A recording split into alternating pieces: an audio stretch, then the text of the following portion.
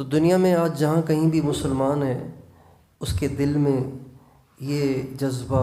اور اس کے دل میں یہ آرزو اور تمنا ضرور ہے کہ اللہ تعالیٰ اسلام کو غلبہ دے، مسلمانوں کو غلبہ دے اور کفر کو ختم فرمائے، اور ساری دنیا میں محمد مصطفیٰ احمد مجتبیٰ صلی اللہ علیہ وسلم کے دین کو غلبہ ہو۔ یہ ہر مسلمان کی چاہت ہے، ہر مسلمان اس کا خواہش مند ہے۔ جس کے دل میں ایمان کا ذرہ بھی ہے، وہ بھی امت مسلمہ کی اس ذلت اور پستی کو دیکھ کر سن کر تڑپتا ہے، پریشان ہوتا ہے، غمگین ہوتا ہے، اور ہر ایک یہ سوچتا ہے آخر وہ دن کب آئے گا کہ دنیا میں دین زندہ ہو اور دنیا میں اسلام کا غلبہ ہو اور امت مسلمہ کی پریشانیاں ختم ہوں، امت مسلمہ کے حالات ٹھیک ہوں، امت مسلمہ کو اللہ تعالیٰ غلبہ عطا فرمائے۔ وہ نظر رحمت جو صحابہ کے مجمع پر ہوئی، اور وہ نظر رحمت جو اہل بیت پر ہوئی، اور وہ نظر رحمت جو اولیاء پہ ہوئی، اللہ تعالیٰ کی وہ نظر رحمت آج بھی امت مسلمہ پہ ہو جائے تو کیا اچھا ہو۔ یہ ہر مسلمان کی خواہش ہے، چاہت ہے، لیکن اس کے اسباب کیا ہیں؟ اس کی طرف توجہ کم ہو گئی ہے، اس کی طرف توجہ نہیں ہے، نہ ہونے کے برابر ہے۔ اس کے اسباب اجمالی طور پر دو بنتے ہیں۔ دو چیزیں ایسی ہیں، اگر امت مسلمہ میں وہ آ جائیں، اگر امت مسلمہ میں وہ زندہ ہو جائیں، امت مسلمہ اس پہ کھڑی ہو جائے، تو آج بھی اللہ تعالیٰ اسلام کو غلبہ دے گا، آج بھی اللہ تعالیٰ امت مسلمہ کی ایسے مدد کرے گا جیسے اللہ نے قرن اول میں امت کی مدد کی تھی۔ جیسے قرن اول میں اللہ تعالیٰ نے امت کی نصرت کے لیے، مدد کے لیے فرشتے اتار دیے۔ فرشتوں کا اتارا جانا بدر میں تو معروف ہے، لیکن صرف بدر میں ہی فرشتے نہیں اترے تھے، بدر کے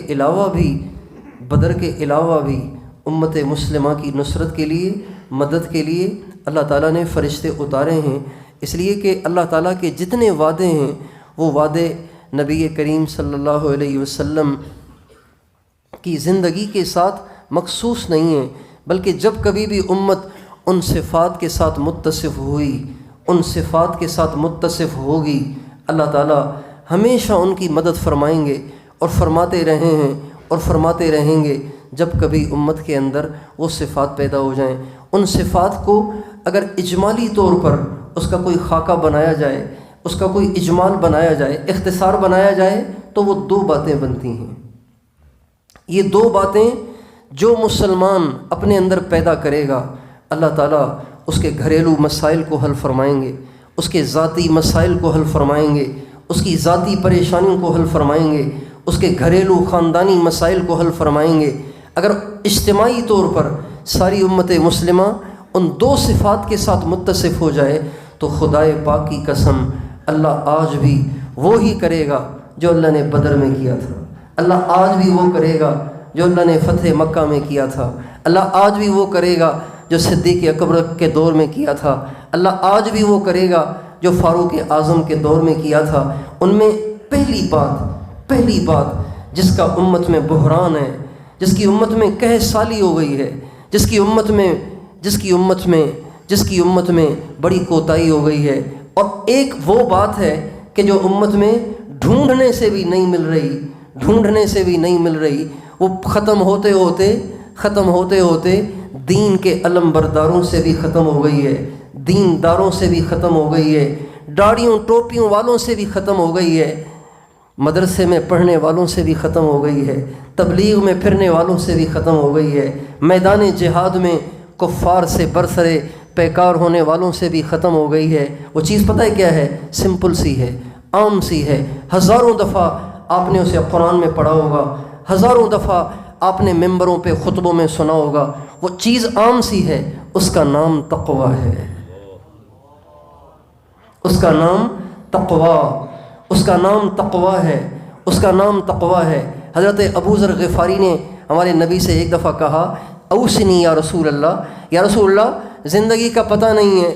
کوئی ایسی بات مجھے سمجھا جائیں، کوئی ایسی بات مجھے بتا جائیں جو مجھے دنیا میں بھی کام آئے، آخرت میں بھی کام آئے۔ آپ نے فرمایا علیک بتقوی اللہ فإنہ رأس الامر کلہ، ابو ذر تقوی کو لازم پکڑنا، اس لیے کہ دین بغیر تقوی کے قبول ہی نہیں ہے۔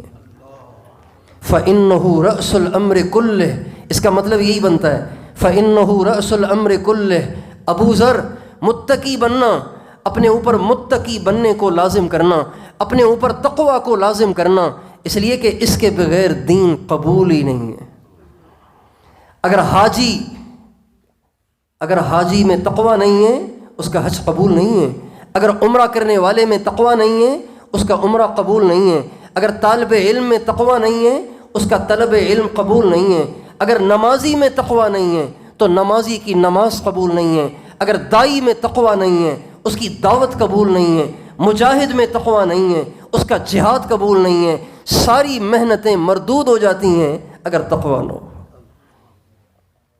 آج امت سے تقوی رخصت ہو گیا ہے، آج امت سے تقوی نکل گیا ہے، دینداروں کی نگاہیں بھی حرام سے بچی ہوئی نہیں ہیں، دینداروں کی زبانیں بھی بے لگام ہو گئی ہیں، دینداروں کے کان بھی میوزک سے اتنے مانوس ہو گئے ہیں کہ میوزک سن کر ان کو الرجی نہیں ہوتی، ان کی طرف سے کوئی ریئیکشن نہیں ہوتا، پریشان نہیں ہوتے۔ موبائلوں پہ ایسی ٹونیں لگائی ہوتی ہیں کہ پتہ نہیں فرشتے بھی کیا سوچتے ہوں گے کہ یہ کیسے نمازی ہیں، کہ مسجدوں میں بھی ان کو حیا نہیں ہے کہ مسجدوں میں بھی میوزک بجاتے ہیں۔ میرے محترم بھائیو اور دوستو، تقویٰ ایک ایسا بنیادی صفت ہے، ایک ایسا بنیادی وصف ہے، ایک ایسی بنیادی صفت ہے، اگر یہ آ جائے تو اللہ تعالیٰ اس کی برکت سے انسان کی دنیا بھی بنا دیتے ہیں، آخرت بھی بنا دیتے ہیں۔ تقویٰ کے ذریعے سے اللہ کی مدد آتی ہے، تقویٰ کے ذریعے سے اللہ پاک پریشانیاں حل فرماتے ہیں، تقویٰ کے ذریعے سے اللہ مشکلات کو آسان فرماتے ہیں، تقویٰ کے ذریعے سے اللہ برکتوں کے دروازے کھول دیتے ہیں، تقویٰ کے ذریعے سے اللہ نفرتوں کو محبتوں سے بدلتے ہیں، تقویٰ کے ذریعے سے آپس میں جوڑ پیدا کر دیتے ہیں، تقویٰ کے ذریعے سے آپس کا توڑ ختم ہوتا ہے۔ تقویٰ اتنی کام کی چیز ہے۔ اللہ تعالیٰ فرماتے ہیں وَمَن يَتَّقِ اللَّهَ يَجْعَل لَّهُ مَخْرَجًا وَمَن يَتَّقِ اللَّهَ يَجْعَل لَّهُ مَخْرَجًا وَيَرْزُقْهُ مِنْ حَيْثُ لَا يَحْتَسِبُ۔ دو مسئلے ہیں جو ساری امت کو درپیش ہیں، ساری دنیا کے مسلمان عاملوں کے پاس دھکے کھاتے پھر رہے ہیں، مولویوں کے پاس دھکے کھاتے پھر رہے ہیں۔ اللہ قرآن میں پکار کے کہہ رہے ہیں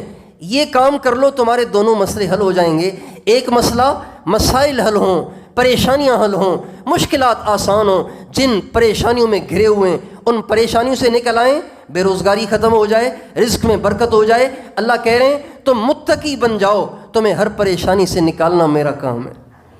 یجعل لہ مخرجا، میں تمہیں نکال دوں گا، میں تمہیں ہر مصیبت سے نکال دوں گا۔ وَيَرْزُقْهُ مِنْ حَيْثُ لَا يَحْتَسِبُ، تمہیں وہاں سے روزی دوں گا جہاں سے تم سوچ بھی نہیں سکتے تھے۔ اور اسی صورت میں آگے فرماتے ہیں وَمَن يَتَّقِ اللَّهَ يَجْعَل لَّهُ مِنْ أَمْرِهِ يُسْرًا، جب تم متقی بن جاؤ گے تمہاری ہر مشکل کو آسان کر دوں گا۔ تقویٰ بڑے کام کی چیز ہے۔ ہمارے نبی سے جب کبھی کوئی نصیحت کی درخواست کرتا تو عموماً آپ تقویٰ کی نصیحت ضرور کرتے تھے،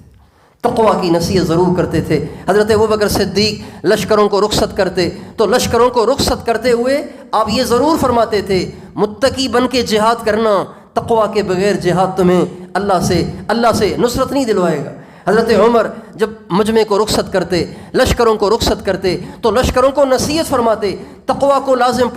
پکڑنا، تقویٰ کے بغیر اللہ کی مدد نہیں آئے گی۔ حضرت سعد بن ابی وقاص کا لشکر بنایا فارس پہ حملہ کرنے کے لیے، قادسیہ میں ان کی جنگ ہوئی، سارے ایران اور افغانستان اور بلوچستان کو فتح کرنے میں حضرت سعد بن ابی وقاص کا مین کردار ہے، اور فارس کی ساری جنگ میں قادسیہ کی جنگ کا مین کردار ہے۔ قادسیہ کی جنگ کے لیے جب حضرت سعد بن ابی وقاص رخصت ہو رہے تھے تو ہمارے حضرت عمر نے ان سے فرمایا سعد اس بات سے دھوکے میں نہیں پڑنا کہ تم حضور کی والدہ کے خاندان سے ہو۔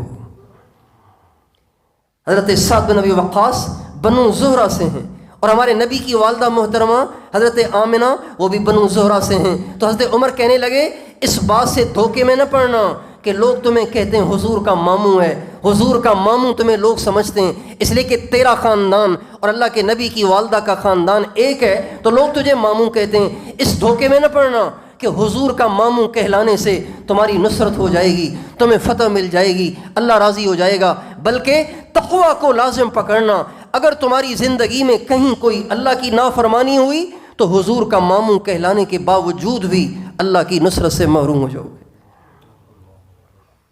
میرے دوستو، تقویٰ، اللہ کی کوئی نافرمانی نہ ہو، زبان سے نہ ہو، آنکھ سے نہ ہو، کانوں سے نہ ہو، ہاتھوں سے نہ ہو، پاؤں سے نہ ہو، شرمگاہوں سے نہ ہو۔ آج انٹرنیٹ نے تقویٰ کی دھجیاں اڑا دی ہیں، تقویٰ کی دھجیاں اڑا دی ہیں۔ مدرسوں میں پڑھنے والے طالب علم بھی جب اپنے حالات سناتے ہیں، خدائے پاک کی قسم جگر پارا ہو جاتا ہے کہ جو سارا دن صرف پڑھتے ہیں، نحو پڑھتے ہیں، فقہ پڑھتے ہیں، تفسیر پڑھتے ہیں، قرآن پڑھتے ہیں، حدیث پڑھتے ہیں، ان کی نگاہیں بھی محفوظ نہیں ہیں، ان کی تنہائیاں بھی پاک نہیں ہیں، وہ بھی پاک دامن نہیں رہے، ان کی جوانیاں بھی بے داغ نہیں رہیں انٹرنیٹ کی وجہ سے۔ اس لیے امت مسلمہ ہر جگہ پٹ رہی ہے، ہمارے حالات خراب ہوتے چلے جا رہے ہیں۔ اہل حق کی پستی دیکھتے دیکھتے دیکھتے دیکھتے آنکھیں ہی پتھرا گئی ہیں۔ اہل حق کی پستی ہے، فساق اور فجار کا عروج ہے، فساق اور فجار کا غلغلہ ہے، اور دندناتے پھر رہے ہیں فساق اور فجار، اور اہل حق اور اہل دین اور اہل اسلام سر چھپاتے پھر رہے ہیں، سر چھپاتے پھر رہے ہیں، ذلت اور پستی اور تنزل کی زندگی گزار رہے ہیں، اس لیے کہ امت سے تقویٰ چلا گیا ہے۔ اس لیے میرے دوستو، بنیادی چیز جس کو امت میں پیدا ہونا شرط اول ہے وہ یہ ہے کہ ہم سب متقی بن جائیں۔ گناہوں کی لذت عارضی ہے، اس پہ ملنے والی سزا بہت بڑی ہے۔